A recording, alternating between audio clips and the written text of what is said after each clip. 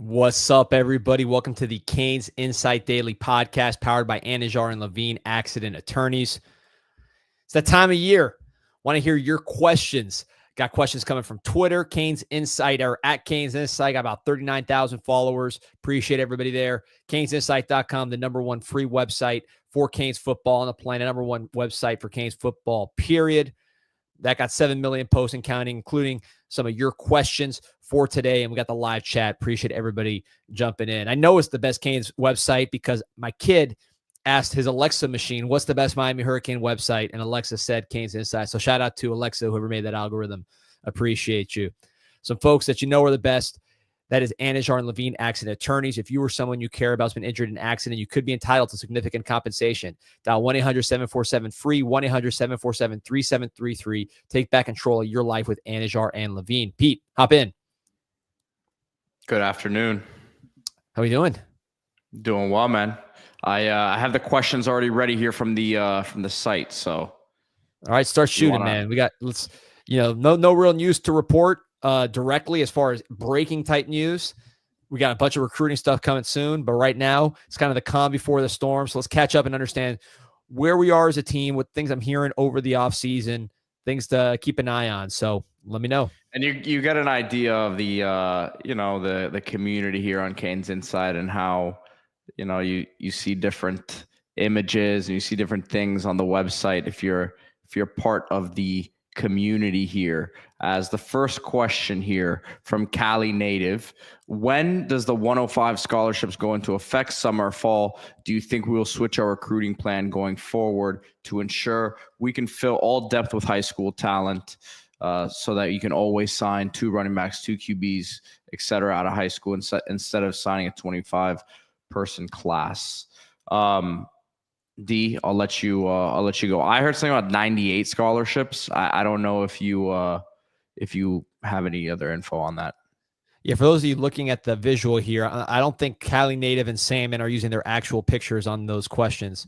But with respect to the 105 scholarships, I wish I could give you more clarity, but I've asked, and I think there's still a lot of uncertainty across the country. The SEC already said they're not going to do the 105 for this coming season. They said that back in November of the past season, about a couple months ago. So everybody's still figuring it out. You still have the House settlement. So the answer is, I'm not sure. People I've heard compare going over the 105 or going over, the original scholarship limit, almost like a luxury tax where you can do it, but there's certain penalties to it. Again, the sense I get is there's not a whole lot of clarity. One way I did hear that the staff would use the 105 is to kind of maybe stockpile offensive linemen that can be had without expensive NIL to be developed by Alex Mirabal, who is the best developer probably on the team, one of the best offensive line coaches in the country. So that's one way it could be done. You also need a lot of offensive linemen to run practice. So the less walk-ons you have, you might need more guys on a scholarship, because part of this is that your walk-ons potentially could be reduced. So this is still very much a moving target. But at a school like Miami, where you make so much money off these spots in your school, and then if the school itself is paying the athletes out of revenue, so now the school's paying its own money, you hurt yourself by using your own money to award scholarships, right? It's not like,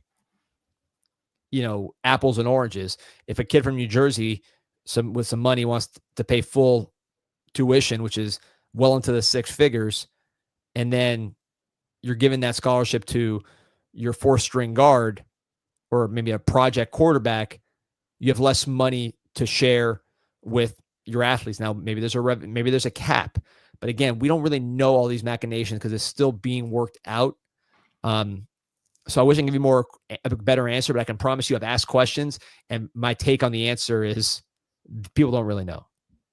D, I think we should probably have mentioned this at the start of the show. Some of the people looking for our normal Wednesday show with Mike Ryan. Mike is in New Orleans for the Super Bowl, doing his Le Batard show responsibilities. So more important stuff than us for sure this week. And look, I'm sure if something major were to happen, he'd be available. But there's, like we said today, we're gonna sit back and take some of these questions as we are wrapping up this transfer cycle here in the winter and then looking forward to spring practice here.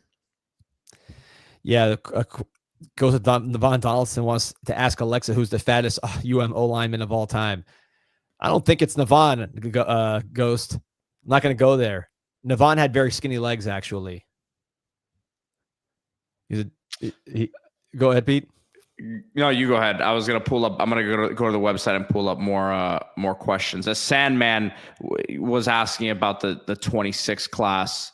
Do we plan on reloading there with pretty much your whole O-line gone after this season? Yeah, I've heard the focus there. There's a lot of places where they're focused, but that the offensive line is a critical one. They think they have juice there. They have momentum there. Kenye Pepe, the offensive tackle from IMG, Polynesian offensive tackle, has been on campus a lot. You do the math. We lose Francis Mauigoa probably to the top 10 of the NFL draft. So, you could see the connections to that recruit. It's not a done deal. It's going to take some work, but he's a big-time recruit. You're in the game with Jackson Cantwell. We talked about that on a prior show. Grant Wise, you're battling the SEC, but you're going to have a chance there. He's an alum. Cannon Pickett, Miami family. You didn't get his cousin DJ, but I think you got a much better chance with Cannon Pickett. Brett College, offensive lineman from Colorado originally, now at IMG. He's visited a bunch of times. He's a high priority recruit. Ben Cogg that we talked about last show, really, really talented. I think offensive line is going to be a strength of this class when it's all said and done. That's the idea. Manny asked if I'm a Madridista, and I have my Madrid jersey on. Derek said Peter got the multi-screen Madrid and Newcastle. I have like 4 screens going right now. Yes, but the focus is on the Q&A here. And I was going to say, we already have some wrestling questions. You might have to do an honorary segment at the end there because it is Wednesday for the people who are interested in the wrestling talk. And Aspire Consulting, probably happy we're not doing the wrestling segment with Mike. I'll give that one real quick. I think Gunther dropped the title to someone, and then that's who Uso goes after. We'll see how that goes. New King God. Go ahead, D. No, I was going to say shout out to Brandon.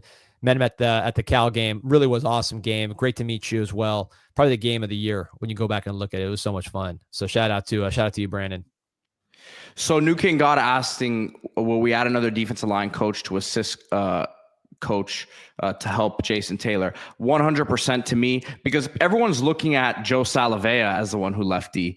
People are not talking about Devin Santana, who was brought in a couple weeks into camp, and from what I was told was a big part of, being a hands-on coach, someone who played at FAU in Alabama State. Devin Santana, for those of you who are not aware, just got hired a few weeks back as the D-line coach at FAU, as their main D-line coach, right? So Salavea went on to Arizona, and then Santana is going to be his D-line coach at FAU now. So, you're losing 2 coaches there. I think without a doubt, you're going to see another addition there on the D-line staff. Looks like we might have lost D money there. I don't know if D, you there? Yep, I think 100%, and I think a full-timer included. Yep, in that mix. And I say full-timer. They're off.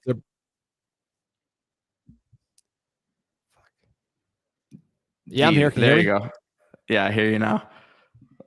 Let's keep it. Let's keep it family friendly, man. Come on. All right, so we're waiting for D here. D, I'm gonna remove you for a second. We'll wait to get D back in here. See if he can keep his get his internet connection right. As I keep going down the questions here. Let me go back to Kane's insight real quick. Kansas Kane. So Kansas Kane had a question on the website here. Let me pull it up. Asking about Amari Wallace. Says, how's Amari Wallace doing in winter workouts? We know he has significant injury and misses senior season. I have high hopes for him. Cam Kitchens light. This was a guy before the injury, without a doubt, had a lot of hope for him, and I still do, man. I mean, it's to tell you the truth, I haven't heard anything like, man, this guy's sticking out. But the fact that we're even seeing pictures of him going through workouts, and let me see if I can find one of these pictures real quick, because that in itself I think is a win and shows you he's on the right track. Let me see. Here we go. Pulling it up right here. So this is Amari Wallace, Miami freshman safety from Central. And man, you can tell he's got some good size on him. You see upper on the shoulders and neck, the upper body, even, the lower body, he's recovering from the knee injury, or the leg injury, I should say. But good size on him already for a freshman. So this is someone, and again, you see him going through workouts. So that to me is win number one. Is he going to be full go in camp? We'll see. But full contact, I'm not sure yet. I haven't gotten any sort of confirmation on that.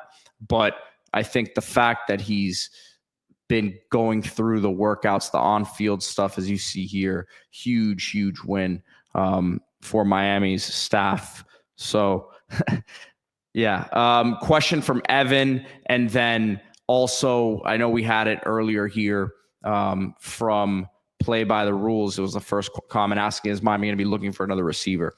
I think for sure Miami's going to be looking for another guy.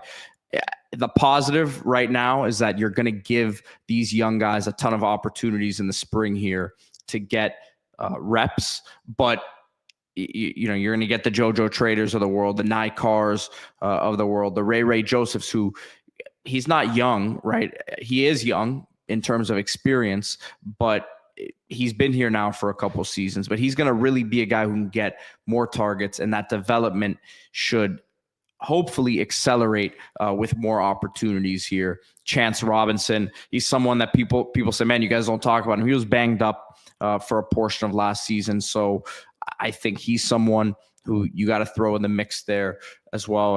And obviously you have some of those additions like CJ Daniels, and some of these guys from the class, like a Joshua Moore, brings a real physical presence, and I think that physicality is something that is lacking somewhat. And I think let me pull up the roster, because I know when I talk about stuff like this, people say, "Well, you're forgetting this guy," so I don't want to forget anyone. And D Money is trying to get back on here with us any moment now. So he's trying to fix the internet connection over there. So we'll get him back on here in just a second. But just looking at the receivers for next season, again, you obviously lose your top guys in terms of Restrepo, Jacoby George, Isaiah Horton transferring. But it's a real opportunity now, because you're excited about these freshmen. But you want to see them go out there and earn their keep here, and at the same time expect them to bring in another big time player there. Kyle asking, "Hey Pete, is Colby Young still at Georgia? Any chance of reunion?" I was just reading about this the other day. It looks like he is still there, and it looks like he's trying to get back on the team for next year. So he was still around the team after he was cleared of the wrongdoing in that situation, from what I understand, and he's still been around. So I think they're trying to come to a resolution for him to rejoin the team.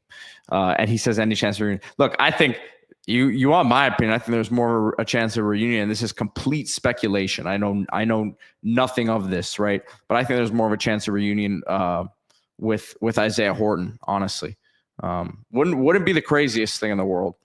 Look, if you're Horton, I don't think that it was completely a money thing, as a lot of people have speculated. Like, I don't think he's getting that much more at Bama.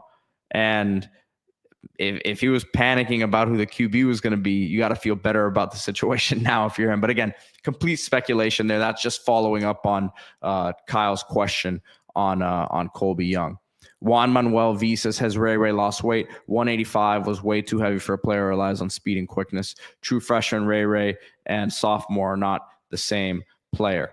But, I will say this. When you're in Ray's spot coming out of high school, and he's a worker, right? That's Ray's mentality, right? It hasn't necessarily shown to huge numbers just yet, but that's why I'm not giving up on this guy. He's a worker. What do you do when you hear you're getting to college level? Man, you need to get stronger. You need to get in that weight room. It's a different game. It's a more physical game. He's a high school kid coming out of Edison who that's all he's hearing, man. You got to get your diet right. You got to put that weight on because the hits you're going to take are different. So what does he do? He's doing all he can, and he's putting that weight on. And obviously there's a certain plan for him in place. But like, I just think sometimes now that we understand, like you said here, that he can hold weight, right? In terms of actually putting it on. Let's scale it back a little bit. He has had, the injury. There hasn't had any issues. He's able to take the hits when he's in the game. So let's get some of that speed back on him. And I'm with you. I mean, I think putting the weight on and strength is necessary, but that's to me one of the tough things about a guy like him. He's such a worker. So all he wants to do is hit the weight room, eat right, do what he's supposed to do. And man, when you're that age and you're hitting it as hard as he is, and he's probably eating extra to keep this weight on and put the weight on, like sometimes it gets a little out of hand, and it's to no fault of his own. So let me keep getting through. This is an interesting question. Oh, D, sorry. D's back on here. D, are you You tell me. Can you hear me? No, I can hear you, man. Let's keep a bar of soap next to you so you wash that potty mouth of yours out. You guys heard me cussing about the thing screwing up? Oh, we heard it, man. We heard it. It was a quick one. It was a quick one. But we did hear it. It's all right. We'll have to scrub that out maybe after the fact. But no, man. Well, we're just talking about the receivers a little bit here. I don't know if you heard anything. Talking about the receivers, Kyle asked about Colby Young. I had last seen he was trying to get back on the team there. And then I would just say, man, I think there's more of a chance Isaiah Horton would come back. But again, that was just complete speculation. Yeah, I agree with that totally. I don't see Colby Young coming back. Horton, it wouldn't shock me. It wouldn't shock me. It wouldn't be, I wouldn't expect it. But this Carson Beck thing, I think if this was in place earlier, you wouldn't have all these situations with, guys not coming, the Singleton, Zachariah Branch, Noah Thomas. I think you might get one of those guys, and you might not have Isaiah Horton leave. Kane's Cat C305 saying, did you see Pete earlier? D Money. Let me tell you guys, I was doing a stream for Group Chat Sports, our national page, and it was a recruit committee to Michigan. And Kane's Cat C305 was in there with hundreds of Michigan fans arguing about how Miami's offensive line production is better than Michigan. Man, that guy goes hard for the fan base. I'll tell you that much. Yeah, we need to get that offensive line cooking. I think that's where I went out talking about Kenye Pepe and Brett College from IMG, Grant Wise. These are Cannon Pickett. These are guys Miami needs to land. Ben Cogden. They have got to land an elite offensive line class this year because we're going to lose up to 4 NFL players and as potentially more starters than that with the center.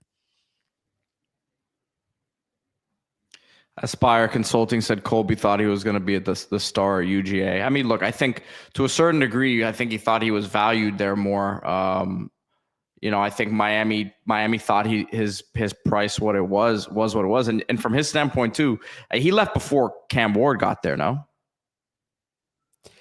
Yeah. I don't think that was the problem. I mean, I think it was just it was a decision based on where Miami saw him versus an Isaiah Horton, for example. Right. And how they could. And we use saw that how spot. that played out. Yeah. I thought they made the right decision there. But look, Colby Young was the top receiver for Carson Beck. So, that tells you, I think, where Georgia's receivers were versus Miami's receiver room. When Colby Young was probably their best receiver, certainly from a contested catch standpoint, and would have been our 5th receiver. Now, Cam Ward's better than Carson Beck, in my opinion, but I need to point out that all 4 receivers at Miami were better than the best receiver at Georgia, and Miami's tight end was better than all those guys as a prospect, as a 5th player. So major difference in pass catching weapons. And Colby Young was a perfect illustration of that, kind of apples to apples. Let me see if there's any questions from Twitter to bring up.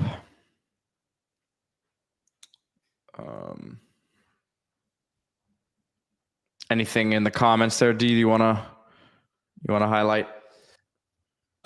James Kane asking about how many linebackers leave and who once the next portal opens. I think there's going to be a battle there, and we're going to let the best man win. Remember, this is a new system. So when you have a new system, you don't know who's a fresh set of eyes. You don't know who necessarily is going to rise to the top and be the guy there. So that's something to keep an eye on, is just who is able to rise with the new system. It might not be the same group that you saw with the last system. And of course, about Coach Heatherman, the new defensive coordinator from Minnesota. Canes Muse on Twitter asking, what wide receiver will the Canes realistically target in the spring portal, if any? Well, I mean, obviously, you don't know who's in the portal yet, so that's hard to predict. I think the type of receiver will be someone who commands a lot of targets. That's a very open-ended way to say it, but I think Miami really needs, more so than guys who get chunk plays on small targets, somebody who commands a lot of targets and is able to get open pretty fast and be reliable to command those targets, whether it's in the shape of an Xavier Restrepo or in the shape of a bigger player. I think that, to me, is what we need. We need a target monster, any shape and size. 26 says early favorite for must-get recruit in the 26 class. For me, that is Big Hezzy that we saw yesterday. Hezzy Kent. Yeah, that was an amazing highlight reel. I would say must get. It's a great question. I would say, man, we really do need to improve the offensive line. I might say it's a great question, and I hadn't thought of it like I should have. Calvin Russell might not be the best player from a finished product standpoint that's available, but to lose a guy like that after you always lose guys like that, the top receiver in South Florida, I think would hurt. So I would like to, even though there might be other players that are better prospects, I do not want to lose that top receiver in South Florida again, because it's becoming a trend. Yusuf says, if Ryan Williams goes in the portal, do we give him the bag? I mean, I'd imagine it'd be the same sort of scenario as if Jeremiah Smith hit the portal. Yeah, we give him the vault. I mean, come on. You're talking about one of the top 5 players in the country. I don't think he's going anywhere, though, unless the quarterback situation is just a complete disaster. Aspire Consulting says, you guys know wrestling's not real, football is. Man, I don't know. You watch some of these Chief games? I would say, look, there's sports and then there's the entertainment. So wrestling is not, amateur wrestling is a sport. The professional wrestling, although it has athletic elements, is not a sport with competitive outcomes, but it is the entertainment. I mean, Hamilton's not real. They win a lot of awards for Hamilton, but I'm pretty sure that in the Constitutional Convention, they didn't just start singing, rap songs. So, put it in the same category as that. Vito Manueli asking, are we getting a linebacker coach? From what I've heard, Heatherman's going to be coaching linebackers. D, I don't know if you've heard anything differently, but that's what I'm hearing as well. That's what I'm hearing as well. Scuba Steve asking, when can we expect the final position coaches announced, and why does it feel like we are already behind in recruiting for the 26 class? I don't think we're behind in recruiting. I think the plan is to be very much like 24, which was the top 5 class, where you're going to get some good guys in the boat early. But if you look back at that 24 class, most of the elite players in that class came at the end. You're talking about your Justin Scotts, your Armando Blunts, your Jordan Lyles. All 3 were flips. Justin Scott from Ohio State, Jordan Lyle from Ohio State, Armando Blunt from Florida State. So you flipped guys there at the end. I think that's more what you're looking for here in this class. You will get early commits, but I think the idea is they want to replicate what was done in that 24 class, which of course was the best class Miami signed in quite a while.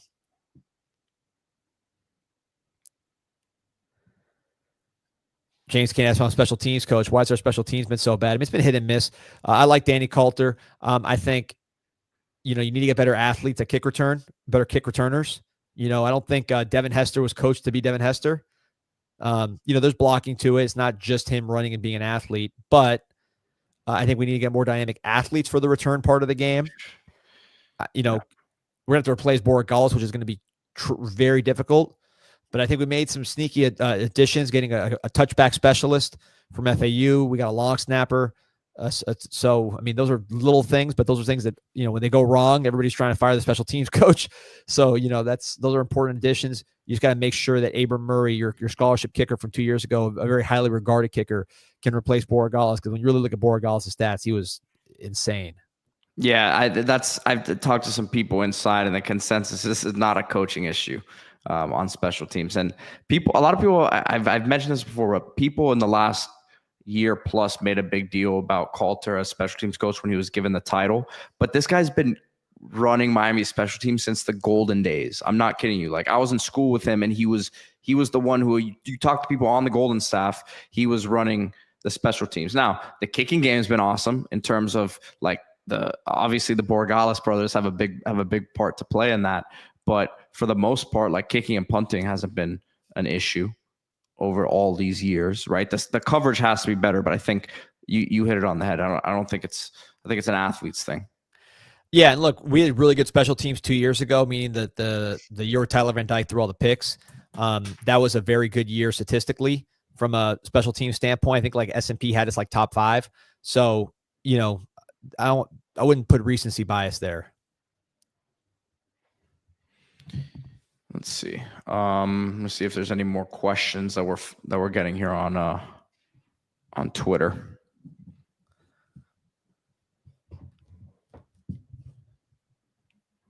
I don't see anything right now. Yeah, the Canes Cat C 305 says the issue was touchback, Steve. Yeah, sorry. We got some. This is not the most technically sound show today.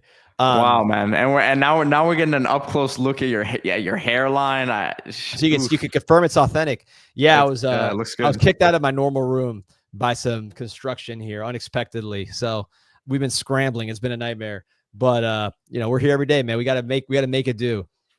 So real quick, I'm gonna actually go to the Miami Hurricanes baseball scrimmage tonight. Most likely, I'll be interviewing Daniel Cuvée this week. Talk everything All-America third base. I'm actually going to call his mom and his dad right now for an interview I'm doing. But time is running out. Baseball season tickets are on sale only until February 14th for just $175. Lock in your spot for all 32 home games at Alex Rodriguez Park at Mark Light Field.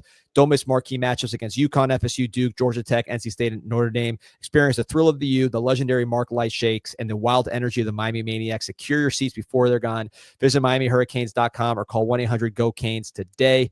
You got the Fan Fest 2:30. You got the alumni game after that. So baseball is back. And like I said, I got to call the Cuvée family. So this is my LVP performance, Pete. This is your best job since that signing day 2 years ago, man. You've been carrying the show. Well, look at your screen. I don't think you've seen the news that's come across here. Yeah, Hartline. Good for him. It's official. Brian Hartline has been named OC. Jeremiah Smith's dream is dead. We got a lot of clicks out of it in the meantime. So, Pete, handle your business. Appreciate everybody. If I don't get to your questions now, I'll answer them on the site. Go Canes. Go Canes.